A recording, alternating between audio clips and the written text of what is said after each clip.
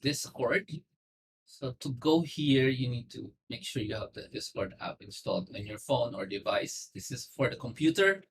And now we're going to find the Create Momentum Challenge group. There it is.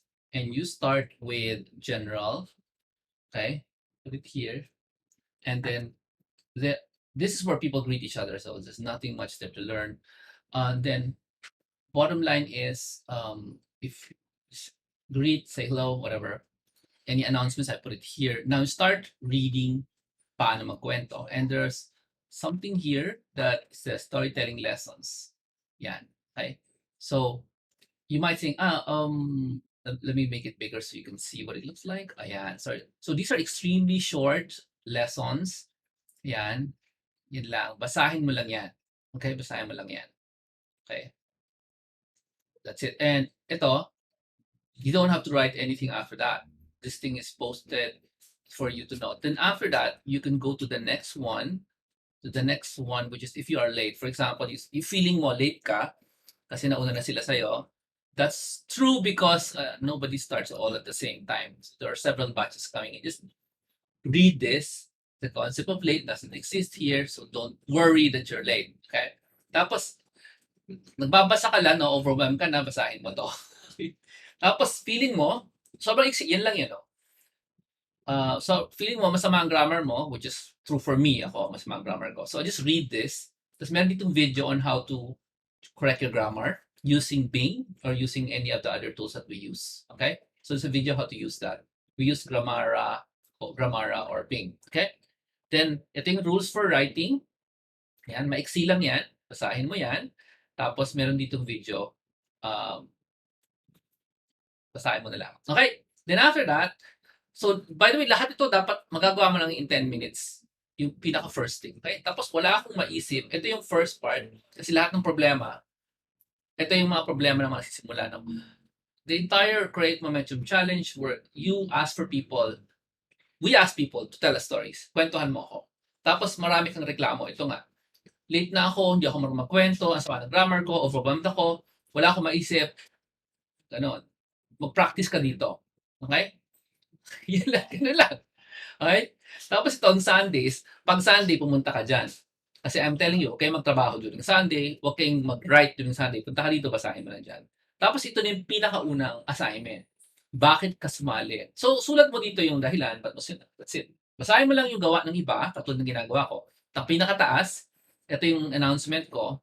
Yung pinakataas na usually nakapin yan. So, makikita mo yan lagi. Tapos after that, basahin mo lang yan, tapos tingnan mo yung dahilan, anong dahilan nila, ba't sila sumali. Ganun, tapos gagayahin mo. Tapos since tapos ka na sa day 1, umalis ka na dito, tama na yung Create Momentum Challenge, bukas ka na ulit. Okay? Pagdating ng bukas, punta ka dito, social media start. So ang ginagawa mo, binadahan-dahan mo lang isang set to. Social media start, pinapa-screenshot ko yung mga social networks ninyo. Sa simula. Kasi ang goal natin, dumami yung followers mo. Kasi pag marami kang followers, meron kang high possibility na may bibili sa'yo. Kung ang followers mo lang, friends mo, mababa yung possibility may bibili sa'yo. So, ito yung parang start point. Pag na-screenshot mo na yan at feeling mo masyadong maraming trabaho yan, kalimutan mo na yung Create Momentum, balik ka tomorrow. And tomorrow mo, day 2 na. Ayan. So, magsusulat ka dito ng kwento. Pag hindi mo alam paano, kopyahin mo yung style ng paggawa nila. Marami nang gumawa sa'yo. Kopyahin mo, tapos huwag mo sabihin sa sarili mo ng galing naman nila, paano na ako. Kasi day 2 rin din nila yan. Okay? So, sunod-sunod lang yan. After ng day 2, nagsulat ka na dyan. Punta ka na sa day 3, bukas. Okay? Tapos, ayan, nag-uusap kami ni RV dyan. So, ganun lang yung ginagawa dito sa loob ng Create Momentum Challenge. No? Punta ka sa isang araw, gawin mo yung pinapagawa doon, tapos kalimutan mo na yung Create Momentum, bukas ka na ulit. Bukas. Sunod-sunod dyan. Ano lang yan? 60 days lang yan, 2 buwan. Okay? Ang ending yan is, wala pa naman tayo doon. Wala pa nakakatapos. Nasa day 30 days, day 38 pa lang. Wala pa nga sa day 38 ng mga tao. So, hindi naman sila nauna talaga sa'yo at this point. No? Konti lang. Okay, so that's how you get started dito sa Create Momentum Challenge. Tapos pag meron tayong bonus meeting, ito lang dito yung replay. Tapos marami tayong bonus, ito yung replay. So, punta ko dito sa bonus, ito, may replay tayo nung seminar nung January 20, ito yan. Tapos ito yung meeting, pag nagyaya ako ng meeting, ito, nandito yung replay dyan. Kung gusto mo mag-attend, optional ang meetings, okay? Tapos, bakit may video momentum? Yan yung second half, no? Gagawin natin. Starting day 30 hanggang day 60, panay video yung gagawin natin. Hindi tayo makakagawa ng video kung wala tayong ginawang storya. Kaya gawa tayo ng gawa ng storya. Alright? So lahat ng first half ng Create Momentum Challenge, storya, storya, storya. Tapos sa second half, ito na yung video. Ayan. So ito po ang style na ginagawa natin ngayon para maging very, very effective ang storytelling at video storytelling natin para tayo ay mapansin sa internet at bumili ng mga produktong hindi naman atin. Okay? Pwede rin magbenta ka ng produktong sa'yo. Okay, so that's the tutorial on how to use Create Momentum Challenge sa ating sa ating app na Discord. Alright? I'll be making another video using cellphone naman. Ganito rin, pareho din sasabihin ko. Okay? By the way, when you put something in here, kita ko yan. Kita ko yan. So, pwede ka magtanong, tapos pwede ako mag-react dito. Okay? Pwede ako mag-react. Ganun lang. Di ba?